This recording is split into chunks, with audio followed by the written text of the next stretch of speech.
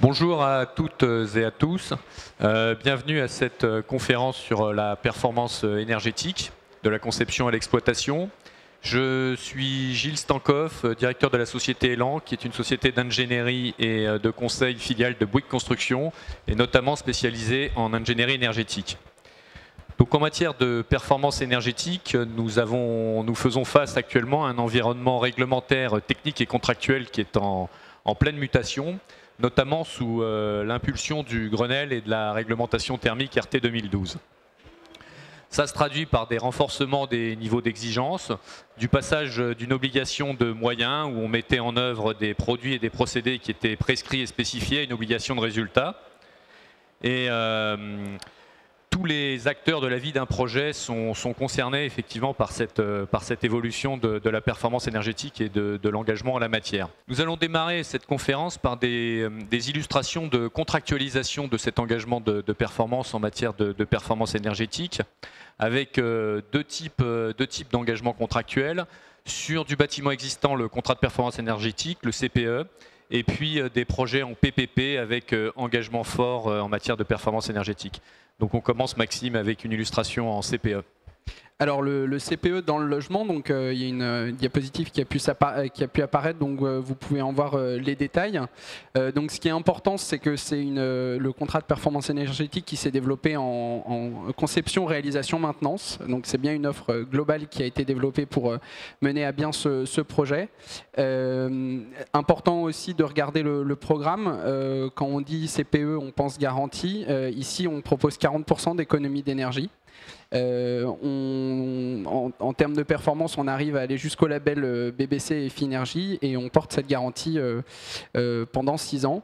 Alors ça c'est pour notre exemple CPE en copropriété, donc qui a aussi la spécificité d'être le premier. Nous avons en portefeuille, je dirais, un certain nombre de projets de PPP. Alors PPP, ça veut dire partenariat public-privé, hein, c'est-à-dire le financement, conception, construction, exploitation, maintenance, donc sur des durées assez longues, ce qui peuvent aller jusqu'à 30, voire même 35 ans pour certains. Et aujourd'hui, beaucoup de ces contrats intègrent des engagements de performance énergétique qui peuvent être assez forts.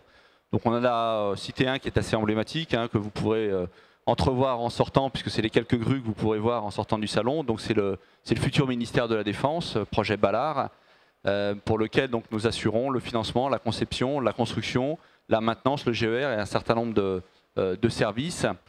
C'est 300 000 m² de locaux, un montant d'investissement assez conséquent, hein, puisqu'on parle de plus de 700 millions d'euros de travaux, et surtout des engagements énergétiques très forts, puisque nous sommes sur un engagement sur toute la durée du contrat, sur l'ensemble des usages, donc c'est-à-dire les usages classiques qu'on appelle de la réglementation thermique, chauffage, éclairage, etc., mais également des engagements sur les usages de ce bâtiment, enfin, de ces bâtiments.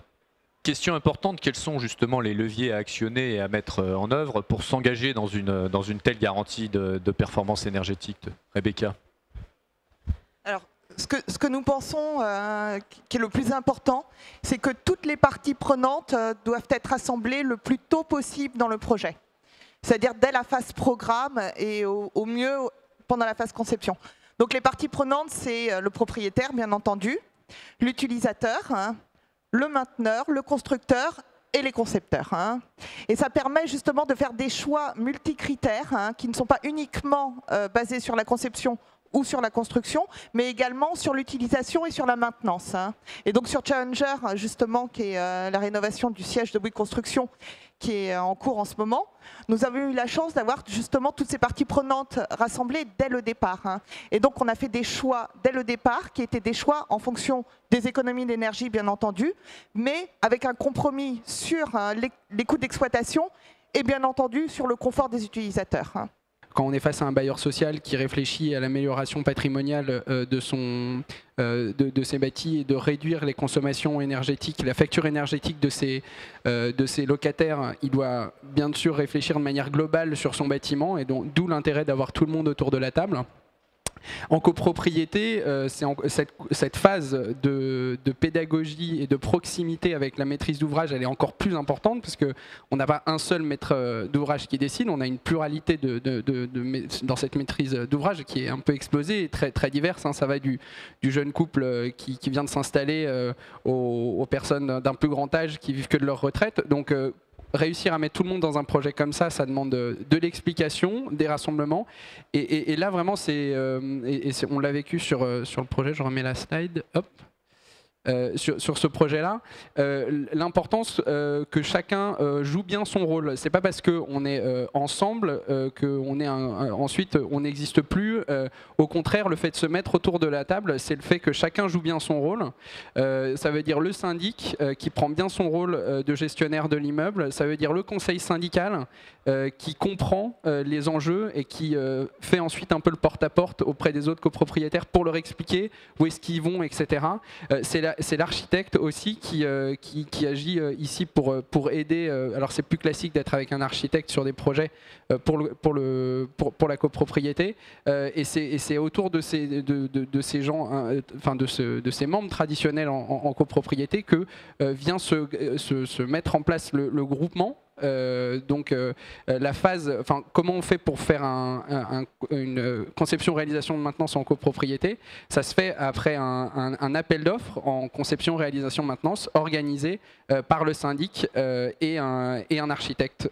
Energipass, en fait, on a fait une opération avec France Habitation sur la ville de Bobigny, à laquelle on a fait participer des gens, des locataires, des futurs locataires, pour établir une interface, pour leur dire voilà, qu'est-ce que vous aimeriez qu'on compte comme fluide, comme énergie, comment ça pourrait vous aider afin de pouvoir maîtriser au maximum finalement les usages liés à l'habitation, à l'occupation d'un logement. Donc cette interface a été créée. Nous avons effectivement en phase construction poser des compteurs, différents compteurs de fluide, d'énergie au sein des logements et au sein de la résidence pour pouvoir permettre un reporting instantané pour les locataires. Alors avoir un outil, une tablette au sein du logement qui permet d'avoir des informations énergétiques, c'est pas forcément très très attractif. Donc du coup, nous avons élaboré un petit peu d'autres web services. Donc par exemple la météo, vous pouvez voir sur l'exemple, la météo, un agenda, la température. Vous avez également des horaires de bus, de tram qui peuvent passer à côté, le citadin pour le trafic. Ce qui permet d'avoir finalement, on a réussi à faire venir l'occupant, l'usager sur cette tablette. Et du coup, on s'aperçoit qu'à peu près 50% des consultations concernent l'énergie et 50 autres % ces web services. Donc, les gens suivent, à partir de maintenant, avec cet outil, ont la capacité de suivre leur consommation. De là, ça nous permet à nous de pouvoir prévoir un peu mieux et en tout cas de maîtriser un peu plus, de les aider à réduire leur consommation d'énergie.